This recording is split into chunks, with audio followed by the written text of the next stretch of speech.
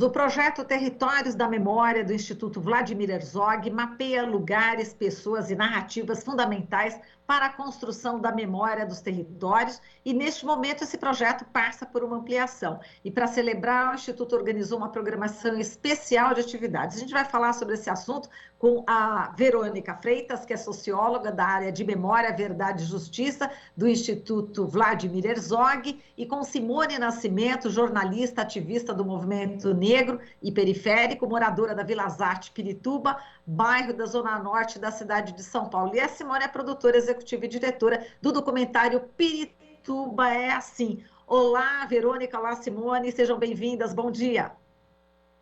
Bom dia, obrigada pelo convite. Muito bem, bom, a gente vai começar aqui com a Verônica. Verônica, você podia começar explicando para a gente mais sobre esse projeto Territórios da Memória? Sim, bom dia a todos e todas que nos escutam. Também agradecer muito aí pelo convite. Bom, o Territórios da Memória é um projeto que já está no seu 3º ano, começou em 2019, em São Paulo. Quando começou, o projeto estava muito focado na questão da Vala de Perus, que é uma vala clandestina da ditadura, né, que centenas de ossadas foram descobertas lá e até hoje não se sabe, né, a quem pertencem, né, foram só identificados 3 corpos e desde então o projeto se desenvolveu, mas né, nós do Instituto percebemos que a gente tinha que ir muito além desse episódio, né, porque o tema da ditadura nas periferias vai muito além do tema da Vala de Perus, né.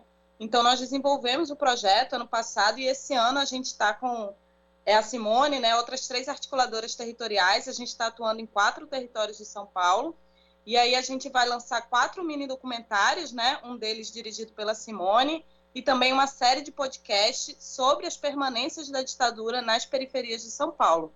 E também para o ano que vem, a nossa ideia, né, a gente está se articulando para isso, é nacionalizar o projeto. Então, ver como é que o projeto pode, né, ir para outros estados, né, e desenvolver esse tema, que é o tema da ditadura nas periferias e esse mapeamento e difusão das memórias periféricas, né? Memórias que muitas vezes não são contadas sobre a ditadura, né? Exato. E, Verônica, fala um pouquinho mais sobre esse conceito de memória, né? Por que é importante trabalhar essa questão nos contextos das cidades brasileiras? Sim. Bom, muita gente acha que memória é apenas relembrar o passado, né? Mas para nós, do Instituto, a gente trabalha muito esse tema não apenas como um reconhecimento da nossa história, mas também como uma forma de entender como nós chegamos aqui e como nós podemos transformar a realidade que a gente vive, né? Porque, afinal de contas, entender os processos que a gente vive hoje significa, né, em grande parte, também entender como eles foram construídos, né? Então, para a gente é fundamental esse reconhecimento da memória, das graves violações de direitos humanos, para a gente compreender como é que a gente chegou aqui, como é que a gente pode transformar essas estruturas que, infelizmente, continuam, né, com muita arbitrariedade, com muita violência, com muita desigualdade. Então, para nós, o tema da memória é um tema de reconhecimento coletivo da nossa história, mas também um tema fundamental no sentido de mudar as estruturas que a gente vive hoje, né? Então, para a gente, isso é definitivamente um tema fundamental para a garantia dos direitos humanos e do acesso a direitos. Muito bem. Agora, em quais territórios o Instituto Vladimir Herzog está atuando hoje? E a gente sabe que esse projeto vai ampliar, né? Sim, então, atualmente, né, nós estamos em 4 territórios periféricos de São Paulo. Então, a gente atua na Zona Leste, a gente tem 2 articuladoras também na Zona Sul, né, porque é a maior região de São Paulo, dividido entre Campo Limpo, Capão Redondo, e o outro território, que é Jardim Ângela, Jardim São Luís, pega um pouquinho também do Capão Redondo, a Simone em Pirituba, aí fechamos aí os 4 territórios. Tá, e a ideia é justamente ampliar, né? Isso. A gente tem perspectiva de ir para o Rio de Janeiro no ano que vem, e aí lá nós queremos atuar, né, principalmente na Zona Norte, na Zona Oeste, né, que são as zonas mais populares da cidade. Também, né, a gente tem perspectiva de ir para o Ceará, para Minas Gerais, a gente tem tentado aí se articular nesse sentido, e importante falar também que em São Paulo, esses 3 anos de atividade, a gente funciona por meio de emendas parlamentares, né, são parlamentares parceiros, progressistas, que indicam emendas para a gente executar o projeto, e a gente executa junto com a Secretaria Municipal de Direitos Humanos, com a Prefeitura. Então, isso é uma ponte muito importante para a gente, né? Porque, junto com essa parceria com a Prefeitura, além dessa atuação nos territórios, esse ano a gente vai também, a partir desses materiais de memória, fazer formação de professores nos CELs de São Paulo. A gente também vai apresentar os documentários no Festival de Direitos Humanos da Prefeitura.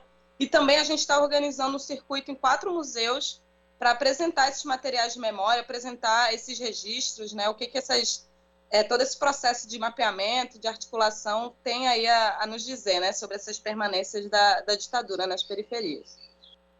E por que é importante, Verônica, que as moradoras, os moradores narrem suas próprias histórias, as memórias aí dos seus próprios espaços e experiências? Isso é uma base fundamental do projeto, né? Para a gente, o que é uma base, né? Desde que o projeto iniciou, é no sentido da gente não criar, né, redes que, enfim, a partir do projeto, né? Mas sim valorizar redes que já existam, né? Então, as articuladoras cumprem um papel fundamental, né? Junto com elas que a gente reflete sobre os materiais que vão criados, os recortes temáticos e também a articulação no próprio território, né? Porque também não adianta nada a gente mapear essas histórias e as pessoas dos próprios territórios não conhecerem, não reconhecerem essas histórias, né? Então tem um trabalho muito importante, na verdade, o principal, né, trabalho do projeto é esse trabalho da articulação territorial mesmo, né? Nesse sentido de articular essas redes, né? Então, são coletivos de cultura, coletivos de direitos humanos, movimentos sociais que a gente busca se aliar para articular todo esse processo de mapeamento dessas memórias, entrevistas, registros que a gente organiza e depois esse retorno ao território também, né? Isso ao longo desses 3 anos a gente foi tentando aprimorar, né? E a gente segue aprimorando para as próximas edições, né? Pensando como a gente pode melhorar cada vez mais o projeto. Muito bem, agora vamos, Simone, conta aí, você que é jornalista, ativista do movimento negro, periférico, está aí em Pirituba, você já vai falar do teu filme aí, do teu documentário, mas eu queria que você falasse, né? Você integra esse projeto há algum tempo, fala um pouquinho dessa experiência, Simone.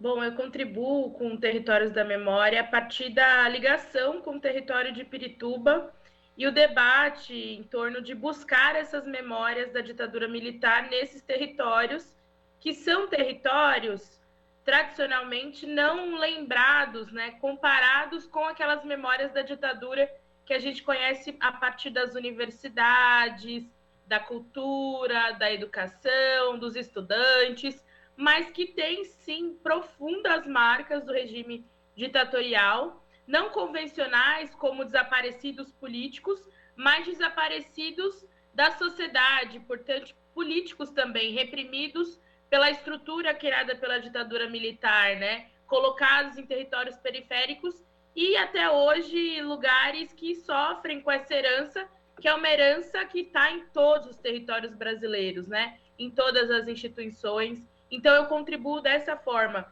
conseguindo refletir junto com outras pessoas de Pirituba, onde essas memórias existem e de que forma essas memórias existem, né? Dessa forma, estou contribuindo ao longo de todo 2021 com o Instituto Vladimir Herzog. Simone, é importante falar da memória, né? Você percebe que as pessoas, né, da periferia, onde você está, em Pirituba, não sabiam, por exemplo, de muitas coisas que aconteciam por ali, exatamente nessa questão dos direitos humanos? Eu percebo que não necessariamente algumas pessoas conseguiam associar essas memórias a resquícios do regime ditatorial. Muitas percebiam como parte da sua realidade e, portanto, algo cotidiano, né? Muitos tinham como memórias, impressões, outros entendiam muito bem por também serem ativistas, por também militarem nesses territórios há muito tempo ou menos tempo, né? Então, é bem interessante, inclusive, e vai ser possível observar isso no documentário, o quanto existe uma ponte entre aquelas pessoas que viveram durante o período da ditadura no território e também pessoas que nasceram muito tempo depois, mas que mesmo assim, a partir da educação, a partir da escola, a partir da poesia, do rap, vão entender também o que são as memórias de um país que exalta tanto o militarismo, que exalta tanto a opressão e exalta tanto também os marcos, né, de limitação da cultura, da juventude, da expressão, como formas de alguma forma, reprimir o seu modo de pensar e agir político nos territórios periféricos, né? Então, Pirituba também é um lugar bem pertinho de Perus, então, de alguma forma, essa ressonância, as pessoas lembram de coisas, têm impressões de coisas, mas muitas vezes não uma visão mais parecida com aquela que a gente aprende, né? Na universidade, na escola. Tem um elemento muito interessante para mim, que eu fui pró-unista na PUC São Paulo, e na PUC você tem um banho, um mar de compreensão do que é a ditadura sobre uma lógica do que foi a ditadura naquele espaço, do que foi a repressão aos estudantes, aos professores, mas eu sou de um território periférico que não conhecia a ditadura daquela forma, né? Mas que pode conhecer de uma outra e perceber que muitas das coisas que viviam e pareciam ser parte da normalidade eram, na verdade, modos culturais, políticos, bélicos de construir a sociedade sobre a ditadura. Então, acho que essas foram as memórias que a gente foi construindo junto aqui. Interessante, você falando aqui do hip hop, né, da cultura, você como aluna da PUC, a educação, como ela foi também formando você, né, a partir de todo esse conhecimento. Eu queria que você falasse sobre o papel também do professor, né? Enfim, o que eles te passaram, por exemplo, na PUC, né? Como é que foi também esse processo desse conhecimento todo da história do Brasil? Olha, eu acho que sem dúvida alguma, em diferentes tempos históricos, os professores tiveram um papel muito importante na minha vida, seja no ensino médio, onde eu pude encontrar professores extremamente legais, que conseguiram, inclusive, me orientar no sentido de entender outros lugares da sociedade, entender que existia universidade, entender que existiam movimentos sociais, como o movimento negro, entender que existiam formas de organização no bairro, no território, mas também na universidade, dentro da perspectiva de que ingressar na universidade é algo muito positivo na formação de um ser humano, né? Então, na PUC, encontrei professores do qual sou amiga até hoje, mas a vivência para além da sala de aula também foi muito importante, inclusive na formação, ao estar com outros estudantes negros, formar coletivos negros, passar a vivenciar outras áreas da sociedade, foi algo que a universidade foi ali uma porta de entrada, vamos dizer assim, também, né? Mas existem esses conhecimentos todos na minha vida, o conhecimento do território, o conhecimento da universidade. Eu acho que na universidade a gente, inclusive, passa a pensar sobre o nosso território também, né? E Simone, vamos falar do filme aí, do documentário Pirituba é Assim. Conta pra gente como é que foi produzir esse filme e qual que é a tua expectativa, né, em relação à exibição desse filme, aí qual que seria o impacto, né, na sua opinião, para a população aí da região. Legal, acho que em primeiro lugar eu gosto muito da linguagem audiovisual. Além desse curta, o Pirituba é Assim, eu tenho um outro, que é um longa que chama Raízes, né? E esse Pirituba é Assim eu fiz com o Vinícius Câmara, que é co-diretor também, também de Pirituba, um cineasta daqui do território. Então, acho que, em primeiro lugar, foi muito bacana poder falar do próprio território onde eu vivo, né? Conseguir expressar uma marca, uma reflexão a partir da onde eu me encontro enquanto uma pessoa que viveu 29 anos da sua vida aqui e segue vivendo. Em primeiro lugar, Pirituba é Assim tem esse título em homenagem ao RZO, que é um grande marcador para todo mundo do território que pensa criticamente a sociedade. É impressionante como, de alguma forma, esse grupo de rap também registrou essas memórias nas últimas décadas, né?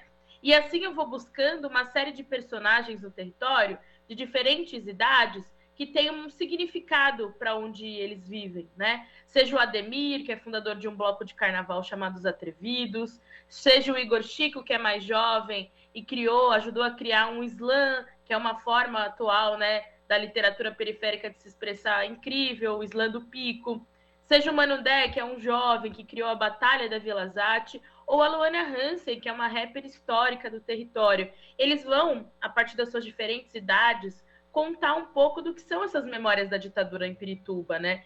Interseccionando o que é, por exemplo, os resquícios da violência, mas também quais são as ausências de direitos que estão ali presentes nas reivindicações da Constituição, do fim da ditadura, mas que até hoje, infelizmente, não necessariamente se concretizaram. Essas histórias vão se cruzando e, a partir daí, esses elementos vão aparecendo no território. Histórias da ditadura, histórias da repressão, o tempo todo interseccionados também com um elemento comum da repressão à cultura nesse período, seja na questão dos baile blacks, lá atrás na ditadura militar, ou hoje, nesses espaços de cultura, no território, onde a violência policial vai se expressar de forma muito simbólica e muito concreta. Além disso, o constante medo daqueles que são periféricos, de não trabalharem, de não portarem documento. Então, todos esses resquícios, se você perguntar para as pessoas que viveram na ditadura, elas vão contar. A gente tinha que andar com carteira, a gente tinha que estar em tal horário em casa, tinha batida no baile black, e todos esses elementos atravessaram a vida dessas pessoas que viveram na ditadura. E aí a gente conta como Pirituba é assim. Pirituba é assim até hoje, as pessoas acham que ela é assim, mas ela, na verdade, tem um resquício, ela é construída dessa forma por alguém, né, por um sistema que acha interessante que ela seja dessa forma, né, que ela tenha repressão, de que ela tenha desigualdade, e tudo isso faz parte de um país ainda muito mergulhado.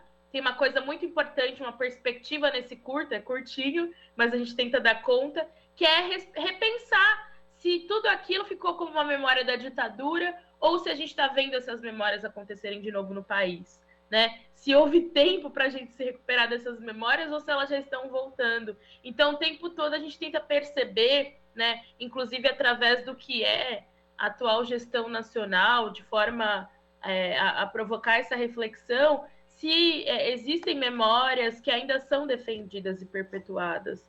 Então, dessa forma que se constrói essa articulação, dessa forma que se constrói essa ponte entre eles. Algumas dessas pessoas muito ativas no território, muitas vezes não se conheciam. E o curta é uma proposta também, uma proposta para que eles se conversem, enquanto as suas gerações, as suas áreas diferentes de atuação no território, se conversam dentro de uma lógica de que todos estão ali, vivendo o mesmo universo. Então, acho que tanto o Pirituba é assim como os outros curtas e docs que estão saindo dos territórios vão ser uma contribuição bem interessante aí da memória atual também. Exatamente. Você falando aí da época da ditadura e atualmente, né, o que ainda existe de resquício, a questão da tortura, né, Simone? Então, eu acho que está presente até hoje aí, e depois eu vou até querer também a fala da Verônica nesse sentido, né, a falta de punição, né, em relação a tudo que aconteceu em relação ao período do regime militar, ainda a gente reverbera, né, até hoje, não é isso, Simone? Com certeza, existe um momento do curta, não vou contar tantos spoilers, que a gente consegue perceber a questão da repressão na voz de uma pessoa que nem viveu a ditadura, mas que vive ainda formas de sofrer a repressão similares ao que a juventude vivia naquele período. Então, por que existe essa normalidade de uma polícia militarizada que reprime, né, e que tortura, como a gente viu no baile do Paraisópolis, ou das prisões forjadas, como a gente viu recentemente aqui em Pirituba, de um jovem que foi preso injustamente, depois foi liberto, mas porque houve manifestação. Então, essa repressão, essa tortura está presente, sim, contra a juventude negra periférica. E eu acho que o Instituto Herzog se propor a olhar para os territórios periféricos, se propor a fazer esse processo junto com as primeiras pessoas, né, em primeira pessoa, com essas pessoas do território, a passar a escutar, a ter uma escutativa de que o Herzog foi um jornalista que sofreu essa repressão, essa tortura, esse resquício da ditadura, mas que o que ele viveu é um processo que até hoje muitas pessoas, em maioria periféricas, vivem, né? Eu acho que é fundamental a gente entender quais são as marcas desses territórios. E a gente vai ouvir isso da juventude negra e periférica de Pirituba. Elas vão conseguir expressar o que é essa militarização, por mais que não tenha vivido no período ditatorial. E aí é muito interessante a gente ver o quanto na poesia, no slam, na escola, no rap, elas vão muitas vezes se dando conta que elas vivem processos coletivos, né? De que o que elas estão vivendo são processos que outras pessoas vivem. Então, para mim, enquanto moradora desde sempre de Pirituba, foi muito bacana poder unir essas histórias que eu admirava e contá-las numa perspectiva comum aí de ligação e trazendo as nossas memórias de alguma forma também para circularem por aí. Muito bom, Simone. Agora, Verônica, só para a gente fechar aqui, eu queria que você falasse sobre essa programação, né, de atividades, né, que vai ter aí, enfim, só para a gente fechar, e você pode dar também o endereço, né, para que as pessoas também entrem em contato, saibam mais sobre o assunto. Verônica. Maravilha. Sim, antes de falar da programação, também queria dar uma palavrinha aí sobre esse tema dessas permanências, né? Com 2 temas aí que nós do Instituto trabalhamos e que considero que é muito importante, né? Do ponto de vista do que são essas permanências dessas estruturas arbitrárias e violentas, né? Por um lado, esse tema dos esquadrões da morte, né? O quanto que isso, os grupos de extermínio, isso tem uma origem muito forte, né? Uma disseminação muito grande na ditadura. E até hoje isso é uma marca muito grande, por exemplo, no Rio de Janeiro, né, de onde eu sou, o tema da milícia, né, que já ocupa aí mais da metade do território da cidade do Rio, já está, né, sob o domínio da milícia.